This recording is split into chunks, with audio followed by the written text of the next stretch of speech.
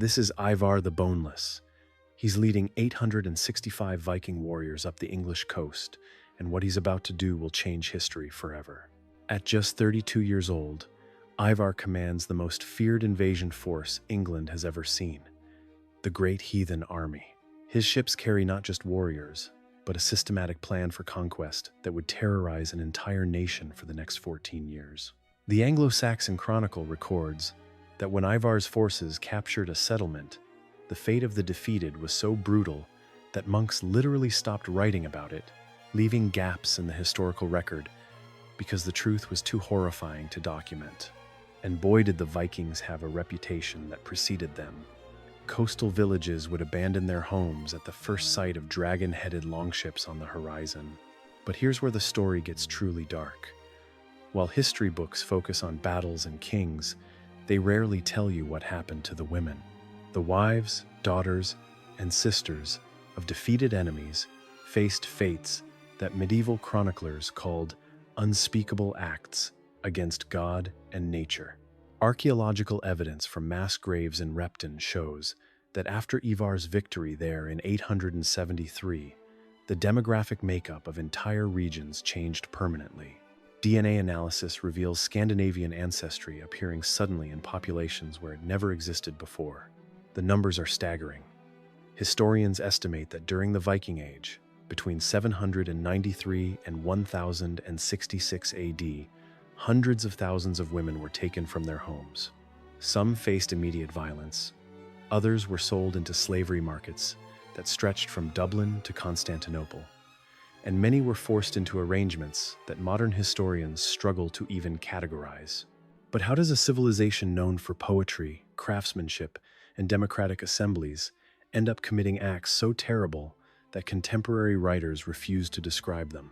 How did the Vikings develop a system of warfare where the systematic brutalization of civilian populations became not just common, but expected? Little did anyone know that the Viking treatment of conquered peoples would establish patterns of warfare that would echo through medieval Europe for centuries. The truth behind this story is even crazier than the legends suggest. Welcome to the insane true story of what Vikings really did to their defeated enemies. Ivar wasn't born a monster, he was made into one. Born around 833 AD in Denmark, Ivar entered a world where violence wasn't just common, it was currency.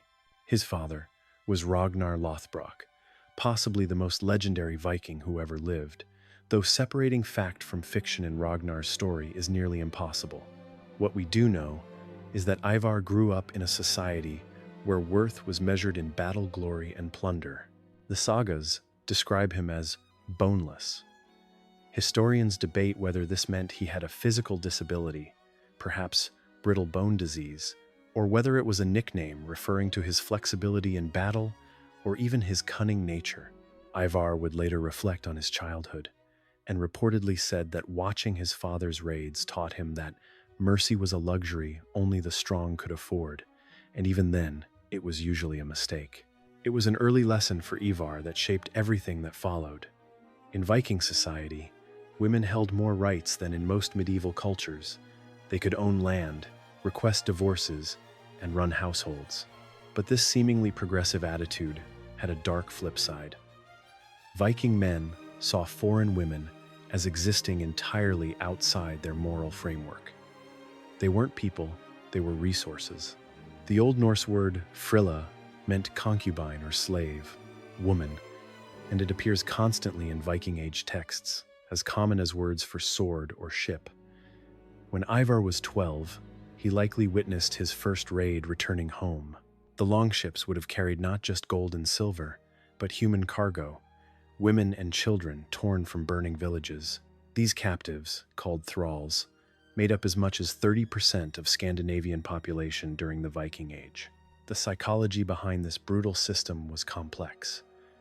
Vikings believed in a fatalistic worldview where everything was predetermined by the Norns, the female beings who controlled destiny. This meant that if you conquered someone, it was because fate had decided you should. If you were conquered, that too was fate. This philosophy removed moral responsibility from individual actions. Rape, enslavement, and murder weren't choices. They were destiny manifesting itself. Ivar absorbed these lessons completely. By his 20s, he was already leading raids, and witnesses describe him as utterly emotionless during battles, earning another interpretation of his boneless nickname, a man without human feeling.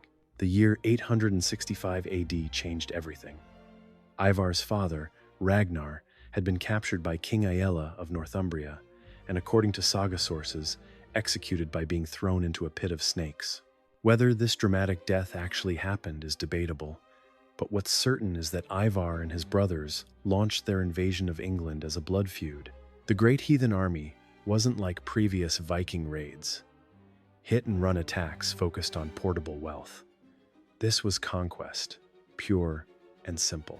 And with conquest came a systematic approach to dealing with defeated populations that would have horrified even hardened medieval warriors.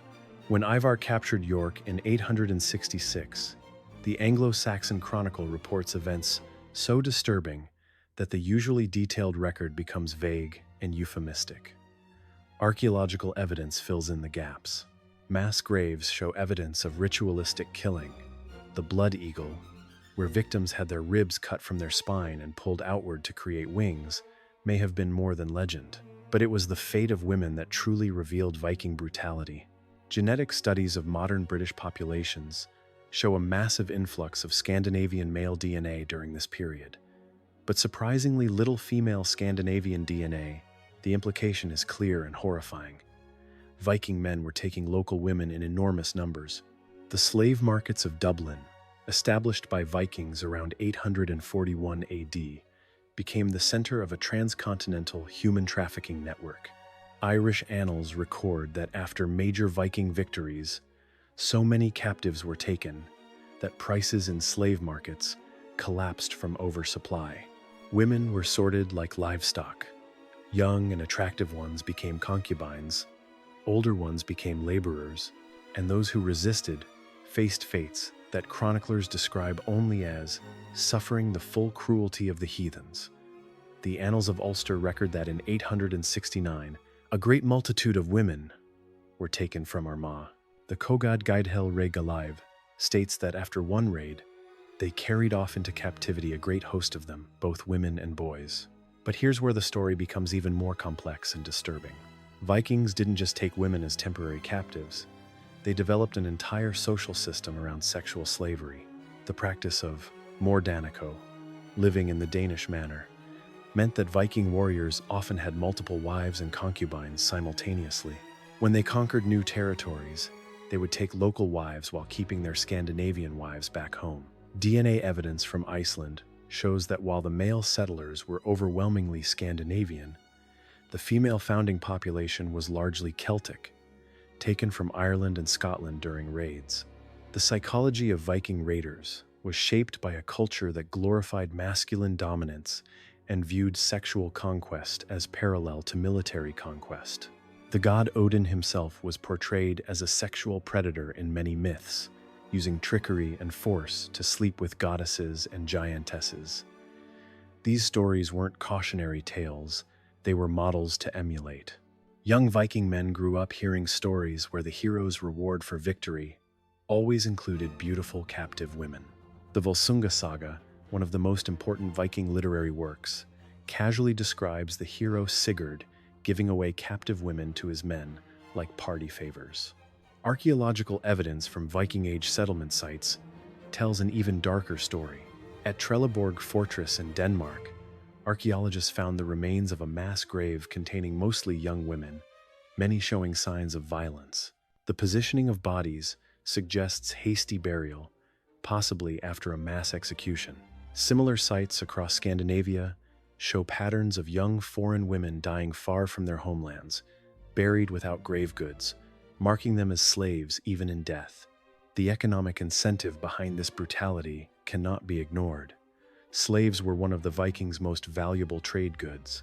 The silver that flowed into Scandinavia during the Viking Age, millions of Arabic dirhams found in Swedish hoards, came largely from selling European slaves to Middle Eastern markets. Women commanded the highest prices. The Arab chronicler Ibn Fadlan, who encountered Vikings on the Volga trade route in 922 AD, described how they treated their slave girls with casual cruelty, using them sexually at will, even in public. His account of a slave girl being murdered as part of a chieftain's funeral, after being raped by multiple men who each said, "Tell your master I did this out of love for him," shows how normalized this violence had become. When Ivar finally captured and executed King Aella in 867, the sagas claim he performed the blood eagle ritual. But what happened to Aella's family reveals the true nature of Viking conquest. His wife disappeared from historical records, likely enslaved or killed. His daughters vanish from history entirely. This pattern repeated everywhere Vikings conquered. Royal and noble women, who in medieval warfare were usually ransomed or married off to secure alliances, simply disappear when Vikings are involved. The implication haunts historical records like a ghost. The long-term impacts were generational. Children born from these forced unions occupied a complex space in Viking society. Called ambatsen, son of a slave woman, they were free but carried social stigma. In Iceland, these children of violence became a distinct social class. The sagas are full of characters seeking to prove themselves despite their shameful origins, perpetuating cycles of violence to earn respect their births denied them. Even Viking women participated in this system. Female slave owners could be as cruel as men, and archaeology shows wealthy Viking women were buried with sacrificed slave girls to serve them in the afterlife. The Oseberg ship burial included 2 women, one elderly and rich, one young with signs of violence, likely a slave killed to accompany her mistress. This complicity reveals how deeply embedded the brutalization of captive women was in Viking culture. But perhaps most disturbing is how Vikings exported their brutal practices. As they settled in conquered territories, they established slave markets and trafficking routes that persisted for centuries. Dublin's slave market, founded by Vikings, operated for over 200 years. The Rus Vikings established the trade route that fed millions of European slaves into Islamic markets. Even after conversion to Christianity, Scandinavian-descended rulers continued slave trading, just with religious justification instead of pagan ones. The historical records that do speak directly about Viking sexual violence are rare but devastating. The Annals of Ulster entry for 821 AD states that Vikings carried off a great number of women into captivity. The Anglo-Saxon Chronicle, describing Viking attacks, uses the phrase harrying, a word that encompassed not just theft and murder, but rape and enslavement. When the Chronicle says Vikings harried a region, medieval readers understood the full horror that single word contained. Modern archaeological techniques reveal truths that medieval chroniclers couldn't or wouldn't record. Isotope analysis of bones from Viking-age graves shows many women buried in Scandinavia grew up in Ireland, Scotland, or Eastern Europe. These weren't willing migrants. They were captives, taken young, dying far from anything they knew. DNA analysis of modern populations shows that in some regions Vikings conquered. The genetic impact suggests that virtually every local woman of childbearing age was forcibly incorporated into Viking settlements.